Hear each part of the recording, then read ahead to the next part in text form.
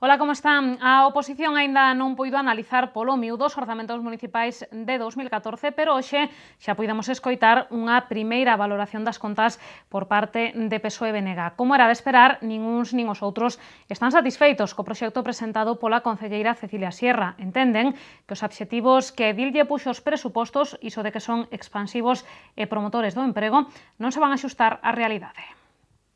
Será a partir de mañá cando a oposición faga unha análise pormenorizada dos orzamentos municipais de 2014, pero hoxe xa puidemos recoller as primeiras valoracións de BNG e PSOE.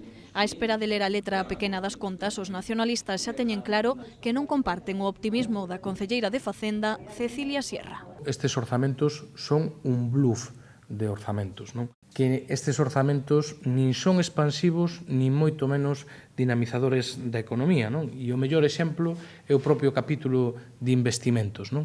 Cando vemos que de todo este orzamento a propia concelleira fala de 9,9 millóns de investimentos e nos di ao mesmo tempo que 6 deses millóns, o sea, máis do 50% do que se vai dedicar supostamente a investimento, depende de que este concello pida un crédito que non é seguro todavía que o vai a pedir.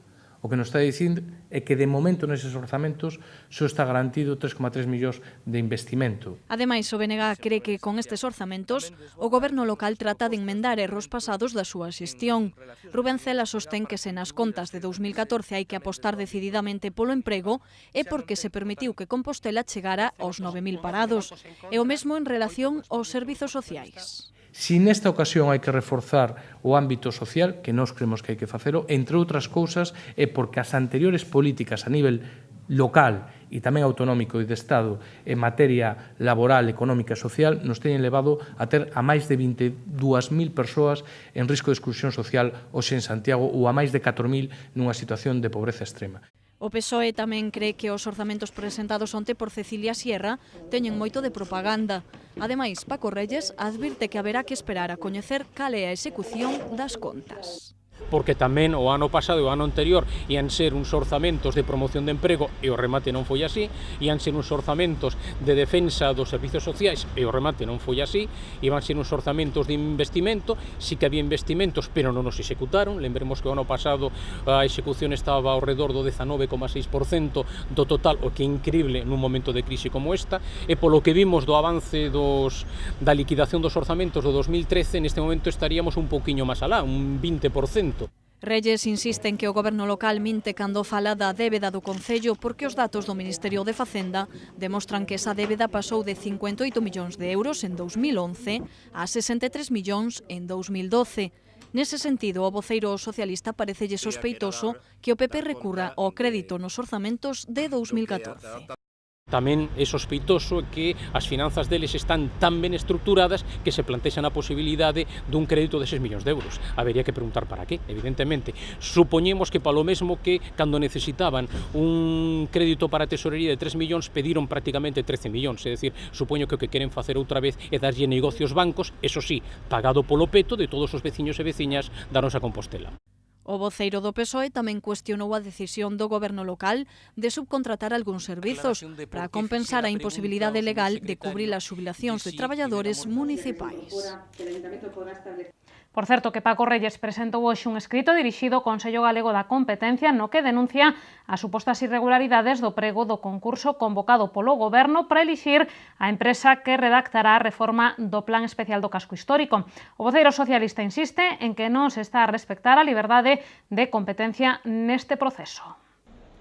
Paco Reyes presentou o escrito no rexistro da Xunta da Rúa de Doutor Teixeiro. A intención do concelleiro socialista é que a súa denuncia faga que o Consello Galego da Competencia lle dea instrucións ao goberno local para paralizar o procedemento e redactar un novo prego de condicións do concurso. Reyes lembraba cales son o seu xuízo os puntos que se deberían mudar neste procedemento. Que o prezo solamente se valora nun 3,3% do conxunto da puntuación, parecenos excesivamente pouco. Do mesmo xeito, a valoración dos profesionais que teñen que facer o traballo valórase nun 6,6%, parecenos increíblemente baixo nun concurso deste tipo, e por outra banda, valóranse prácticamente o dobre as melloras que as bases do concurso. Por lo tanto, nos entendemos que se unha mellora ten que ser tan valorada o que ten que formar parte precisamente das bases do concurso. Máis cousas, a empresa que realizou antes do Nadal as obras de mellora do ensanche volverá a poñelo firme de 6 rúas despois de que apareceran dúcias de fochancas. Iso será cando pare de chover e mentres tapará de urxencia os buratos, segundo o compromiso que vende adquirir co Concello, explicou hoxe a concelleira María Pardo. A falta de concretar as causas exactas de por que se levantou boa parte do firme que se vende instalar en 6 rúas do ensanche, todo parece indicar que o mal tempo está detrás desas fochancas. O Concello fixolle un requerimento á empresa encargada das obras que se comprometeu a repetir os traballos unha vez deixe de chover. Antes, de maneira urxente, tapará os buracos. Va a haber dos actuaciones por parte de la empresa. Uno de bacheo inmediato y otro de levantamiento de todo el paño y vuelta con fresado incluido y vuelta a aglomerar, porque lo que no queremos es un simple bacheo de una actuación que se acaba de realizar.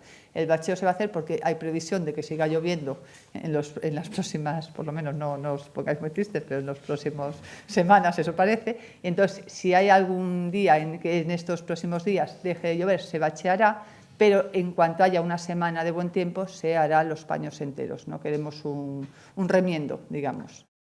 Esta semana xa comezaron as obras nas beirarrúas de Santiago de Chile, República Argentina e Doutor Teixeiro, traballos que está previsto que rematen a finais de febreiro. Despois iniciarase o arranxo do firme destas rúas, o que supón a sexta e última fase das actuacións no ensanche. As obras, agarda a concelleira, estarán rematadas no verán. María Pardo aproveitou a súa comparecencia para contestarlle a oposición, que se amosou moi crítica co proxecto do Parque Infantil da Praza de Galicia.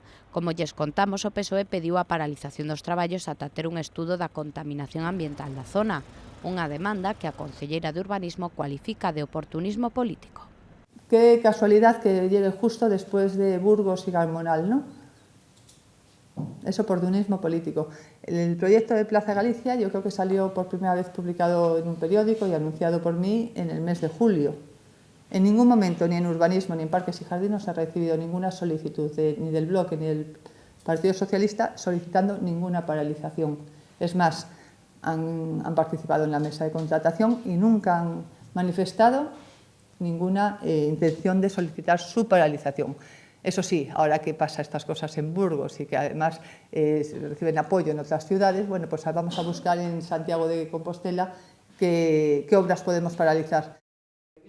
Pardo cree que nin PSOE nin BNG son quen para falar da adecuación dos parques á normativa galega cando lembra 70 das 72 zonas de xogo da cidade incumpren dita lei. É por iso que o seu departamento iniciará este ano un proxecto para a homologación de todos os parques infantís da capital galega. E hoxe celebrouse unha nova reunión do Foro de Directores de Hotel de Santiago que fixeron balance de 2013 e marcaron as liñas de actuación para este ano. O colectivo quere que 2014 sexa o ano no que Compostela se consolide como destino de turismo gastronómico e para iso xogará un importante papel o proxecto Hostelería Compostela ten presentado para a nave 5 da Praza de Abastos. O Foro de Directores de Hotel reuniuse hoxe para facer balance de 2013, un ano que deixou un sabor agridoce. E que, por un lado, mantívose o número de turistas cunha ocupación media do 44,4%, pero polo outro, baixaron os ingresos hoteleiros por mor da caída do prezo medio. Así as cousas, o colectivo non quere quedarse de brazos cruzados e para este ano 2014 ten varios proxectos en mente co obxectivo de atraer visitantes. O primeiro deles pasa por converter a Santiago nun destino de turismo gastronómico de primeiro nivel e para iso os directores de hotel teñen moitas esperanzas postas no proxecto de Hostelería Compostela para a Praza de Abastos. Por exemplo, se no ano 2010 estábamos no primeiro lugar a nivel de reputación online a nivel de hospedaxe, no mesmo ano 2010, a nivel de reputación online en restauración, Santiago de Compostela, estábamos no posto 15 de 52 destinos urbanos españoles. Entón vemos que aí ainda temos moito percorrido e entendemos que un proxecto como este actuaría nunha doble dimensión. Por un lado, conseguindo atraer cada vez a máis viaxeiros por motivos gastronómicos a Galicia e máis turismo, e por outro lado, conseguindo ser un elemento tractor de innovación para os propios profesionais do sector da restauración. Ademais, os directores de hotel abogan por impulsar o turismo de congresos e por colaborar cas administracións na organización de eventos que atraian visitantes. Nesa liña estáse traballando en actividades deportivas relacionadas co Camiño de Santiago en unha exhibición multicultural que se celebrará en outubro na Cidade da Cultura e da que aínda non se poden avanzar máis detalles. Doutra banda, os hostaleiros seguirán buscando liñas de colaboración con Turkish Airlines e afondarán no convenio asinado hai só unhas semanas con Renfe. Pero o colectivo, o ferrocarril estáse convertendo nunha boa alternativa de transporte, tal e como está o mapa aeroportuario. O tren é un medio de transporte ideal para mover turismo nacional, para visitas, escapadas de fin de semana, ofrecer paquetes turísticos, facer tamén un proxecto de dinamización do turismo interior dentro de Galicia. É que os directores de hotel creen que o sector aínda non superou a marcha de Air Berlín do aeroporto de Lavacolla. Nese sentido, agradeceron a decisión de Ryanair de manter as súas liñas desde Santiago, decisión que vinculan o aumento do orzamento municipal para a promoción turística.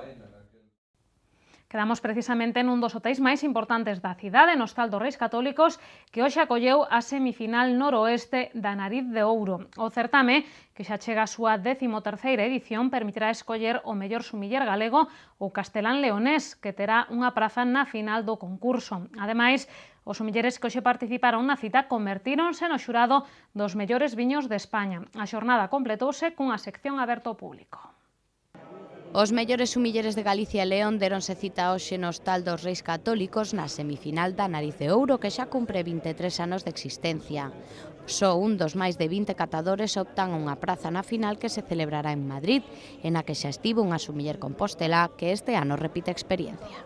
Un poco por la experiencia que llevo en estos años, el tema es de concentración, concentrarse mucho cuando presentan los vinos, intentar recordar esos matices primeros que te vienen, que te diferencian unos de los otros, intentar retenerlos y cuando nos enfrentamos a la Copa Negra, no dudar, dejarte llevar un poco por esa primera impresión, esa característica que has reconocido y apostar por ella. Porque cuando uno empieza a darle vueltas a la copa, a dudar, todos parecen los mismos y es muy complicado. Entonces, yo creo que eso, concentración, fijarse en un parámetro y después intentar identificarlo. Ademais da proba coñecida como Copa Negra, os sumilleres exerceron de xurado do concurso Os mellores viños de España con máis de 40 caldos distintos. A iso sumáronse charlas impartidas por recoñecidos enólogos. Dentro del programa de los sumilleres pues hay talleres ofrecidos por Torres, ha habido uno esta mañana, esta tarde va a haber un taller también de chivas para catar distintos tipos de whiskies. No sé, creo que es una jornada intensa pero muy interesante para estos sumilleres. O certame non só vai dirixido a expertos e por iso sempre hai unha sección aberta ao público. Nela, todo o que quixo puido probar viños chegados de todas as partes de España, galegos por suposto, e mesmo vermús e whiskies.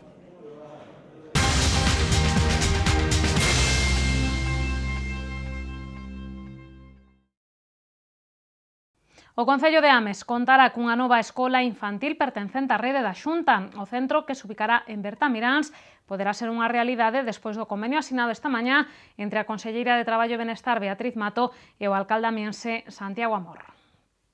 O Concello de Ames supera os 30.000 habitantes e moitos deles son mozos e mozas. Por iso é un municipio cun elevado índice de natalidade e con gran necesidade de servizos para atender os máis pequenos. O alcalde amiense, Santiago Amor, venlle solicitando dende hai tempo á Xunta a construción dunha nova escola infantil que engada prazas ás que xa oferta o centro ubicado no Milladoiro.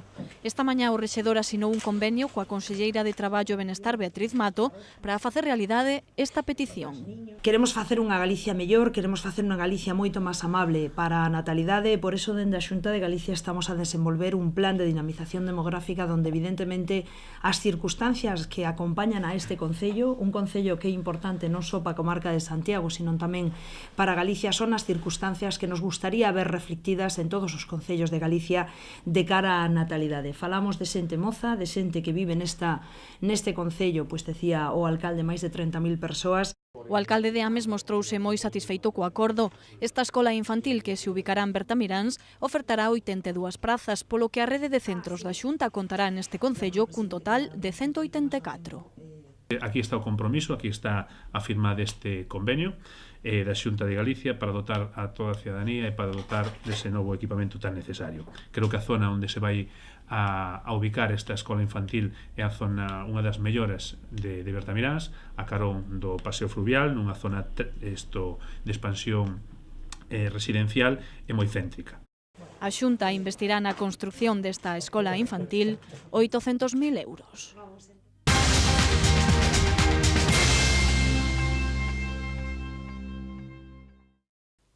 Volvemos a Santiago para falarlles dos ciclo Sons 14. De xaneiro a maio teremos 14 propostas musicais distintas de nivel internacional, nacional e galego. O certame comeza o venres ca canción de autor de Dorian Booth, que actuará no principal. O venres arranca unha nova edición de Sons, un certame que reúne música de todo tipo chegada de distintos puntos do planeta, sen esquecer os mellores músicos galegos e do Estado. A inauguración do ciclo, que traerá ata maio 14 propostas distintas, correrá a cargo de Dorian Wood. Será o venres no Teatro Principal. Comezamos cun artista internacional moi singular como é Dorian Wood, un artista que se pode englobar dentro da canción de autor pola variedade das súas propostas musicais, e que é un concerto que organizamos en colaboración co Festival Sinsal, co que vimos colaborando regularmente neste ciclo. Dorian Booth chegará ao Teatro Principal o 24 de xaneiro dentro dun deses pouquiños concertos que vai ofrecer nesta primeira xira que vai a realizar por España.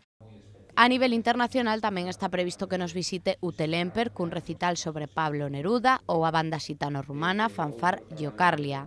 Do panorama nacional cabe salientar os concertos de Kepa Junquera 1 de febreiro ou do alacantino Nach en marzo. En canto a música feita en Galicia, Sons deixaranos a gala Corazóns o 12 de febreiro con dúcias de artistas recoñecidos, máis os concertos de Roi Casal ou Son de Seu. Na sección específica de jazz haberá ata 4 propostas como Sumra ou Andrea Motis.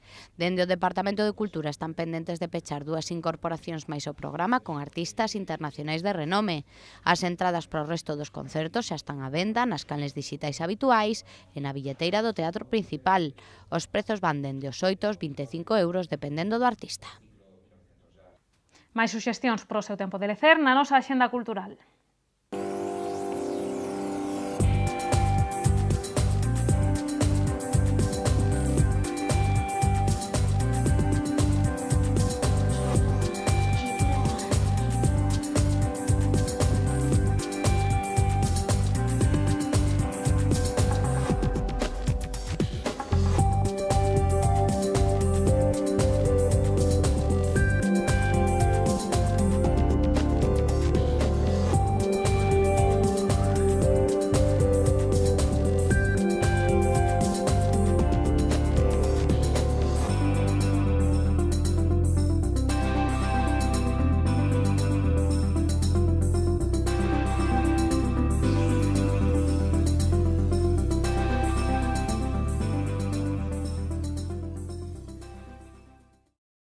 Imos ver tamén que nos depara o tempo para os vindeiros días, cóntanolo Meteo Galicia.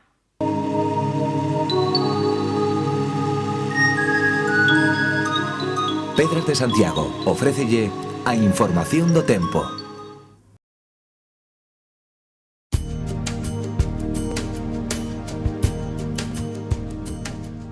Galicia quedará mañá nunha situación intermedia entre un anticiclón e unha borrasca o que deixará un corredor de ventos do noroeste que aportarán aire frío e chubascos. A cota de neve situarase nos 1000 metros. As temperaturas máximas descenderán lixeiramente. Nos xoves os ceos estarán moi anubrados con chubascos máis frecuentes pola mañá. As temperaturas mínimas baixarán, pero as máximas manteránse sen cambios. O vento será do noroeste.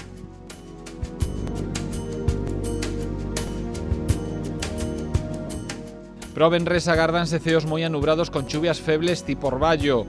Os ventos soprarán do oeste frouxos e as temperaturas manteránse sen cambios.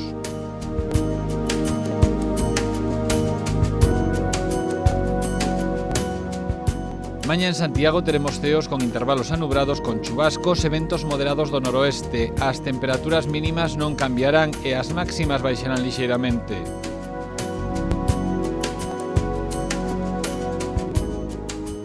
No xoves os ceos estarán anubrados con chubascos pola mañá, os ventos soprarán do noroeste febles, as temperaturas mínimas baixarán ata os 5 graus e as máximas subirán ata os 12.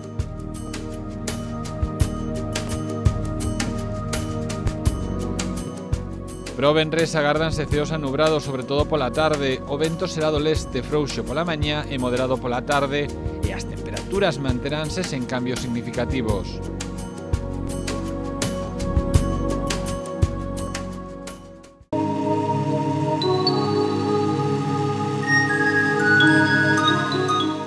Pedras de Santiago ofreceulle a información do tempo. Pois isto foi todo neste tempo de novas. Non se movan que regresamos nun minuto co preguntoiro.